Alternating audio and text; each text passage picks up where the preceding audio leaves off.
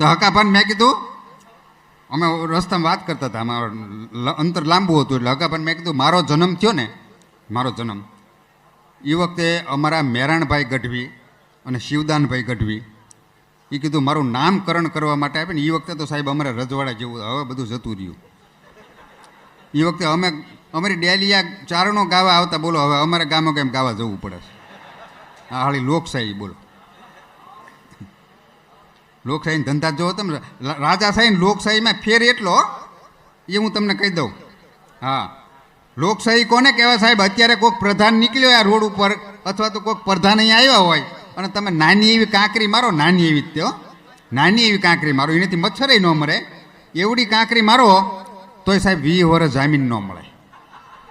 આ લોકશાહી. અને રાજા સાહેબ કોને કહેવાય ખબર છે? કે એ 1805 ધણી એ બોયડીની હેઠે બેઠો હોય અને ગરીબ માણસ બોર પાડવા માટે પાણો મારે અને ભાવનગર 1805 ધણીના ખોપરામાં આવે અને એ રાજા હુકમ કરે કે આ જેને પાણો માર્યો ને એને 1 ખોબો ચાંદીના રૂપિયા આપો. એટલે કે બાપો રૂપિયા શું કામ? તમને પાણો લાગ્યો, લોહી જાય છે. તેથી ભાવનગર મહારાજ સાહેબ એટલું બોલ્યા હતા કે ઝાડવાને જો પાણો લાગે ને ઝાડવું જો ખાવા માટે ફળ દેતું હોય તો હું તો 1805 ધણી છું, મને પાણો લાગે ને કાંઈ ન દઉં તો મારી જણનારી લાજે સાહેબ. આ લોકશાહી, આ રાજા સાહેબ.